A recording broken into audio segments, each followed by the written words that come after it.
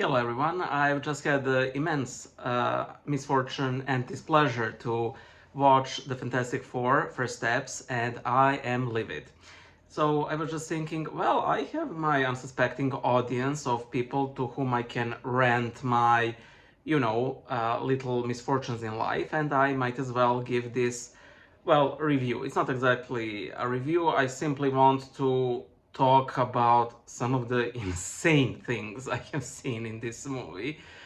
If you're a Marvel fan or something, watch it. If you're not, don't. I mean, it's fun enough, but it's the story we've seen approximately a gajillion times, and that's about it. It's not a particularly good movie. It doesn't have plot holes, it has plot black holes, literally and figuratively. I know next to nothing about the Fantastic Four. This movie won't prompt me to find out more, honestly, and it's overall very silly.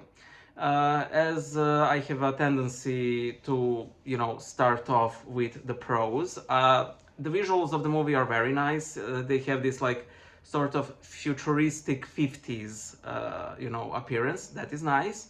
The movie score is also excellent, and the light rays that Mrs. Four shines out are very pretty, and those are the pros of this movie.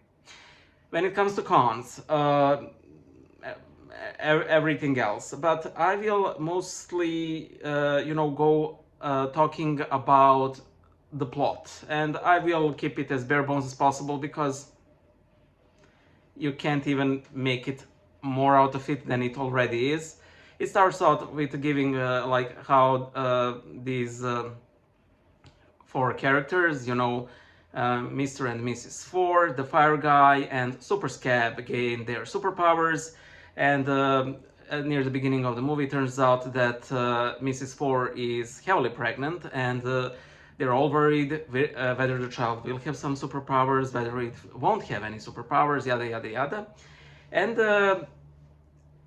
the Silver Surfer appears. She's a herald of Galactus, of the supervillain. She appears on Earth and says that Galactus will devour the entire planet, that they all should, say things that they were afraid to say to enjoy what little time they have left, and that he absolutely cannot be stopped. He is a cosmic force, and what's the surfboard for? I mean, it's beyond stupid. It's used for waves. Why does an alien need a very Earth object to like fly through space? They say a number of times for laughs that the surfboard is not part of her body, and yeah, it's a her, and the design of her is beautiful, but what's the surfboard? I mean, it looks cool, but it also looks exceptionally stupid, and I simply can't go past that. So, she returns to Galactus. They sort of track her. They use this spaceship to go to Galactus's planet. They go into his ship.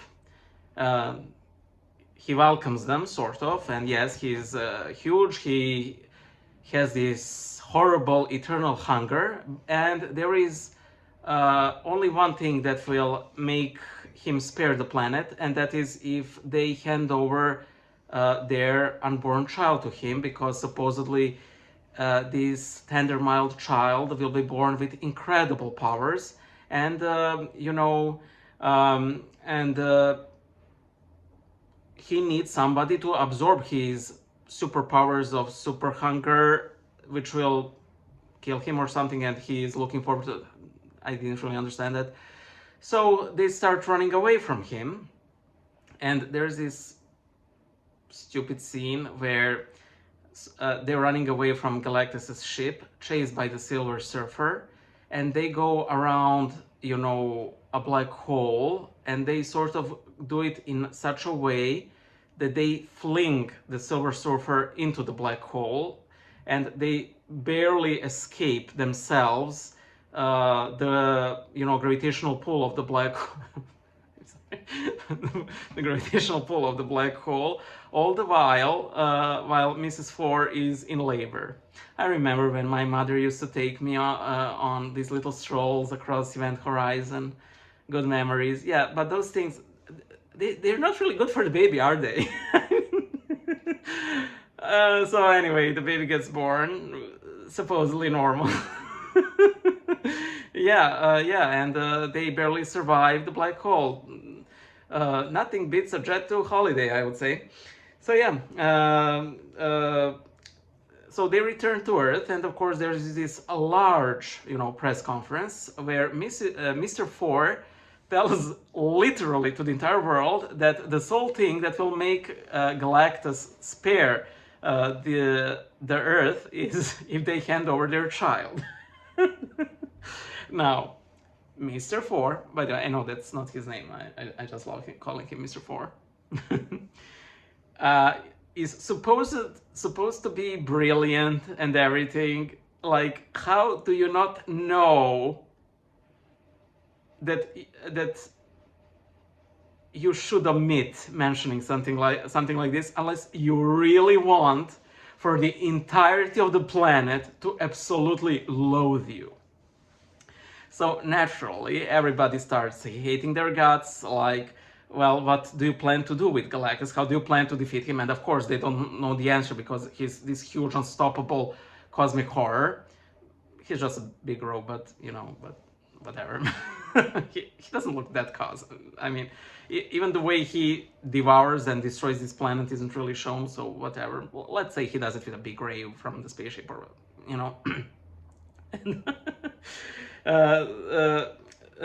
So how do they fix this? Well, they fix this via, in two ways. The first way is an inspirational speech.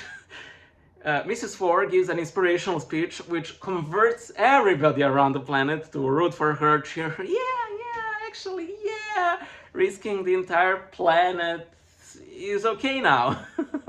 Okay, that's one.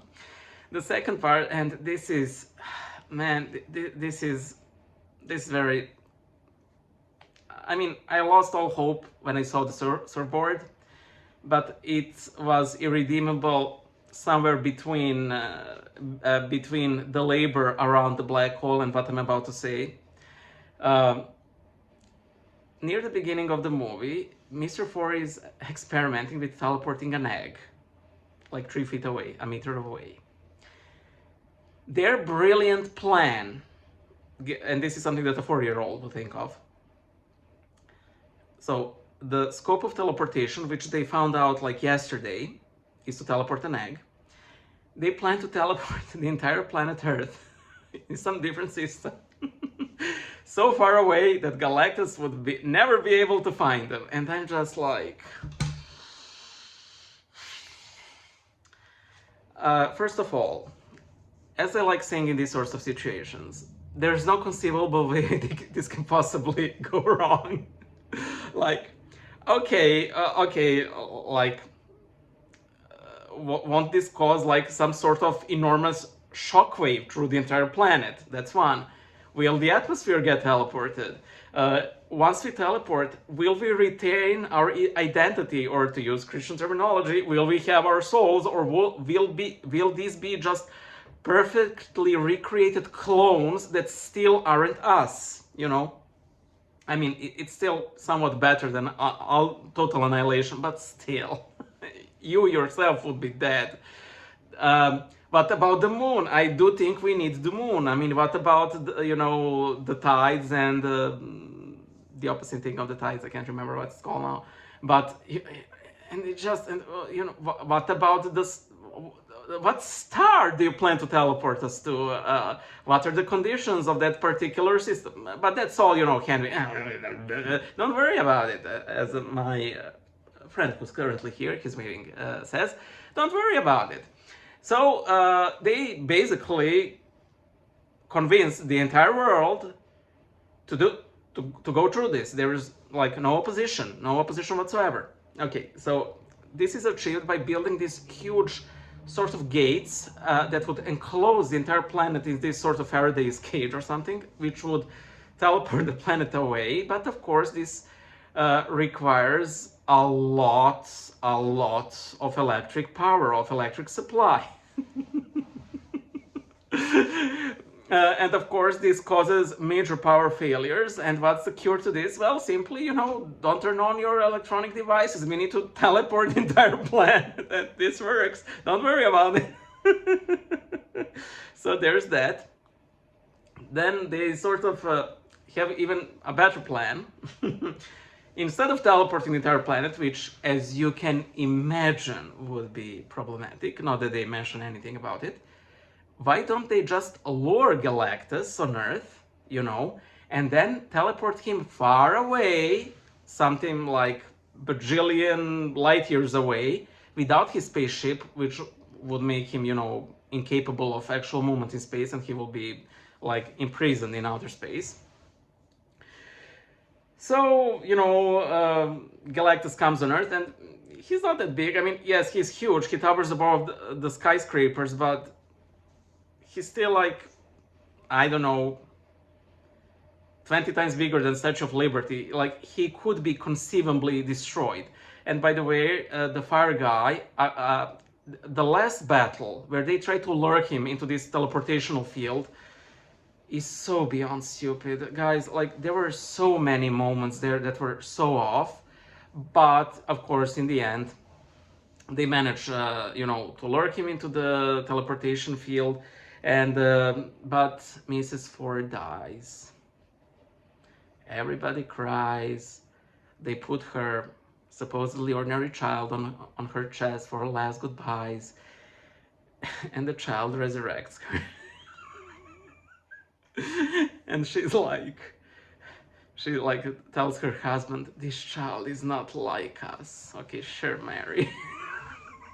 At the end of the movie. And of course there's the end credit scene, which I didn't understand because I don't follow all of the bajillion of Marvel characters, but it was so stupid. Like, I mean, this is a quick overview. Like, cinema scenes will have a field day with this, I assure you. Bye.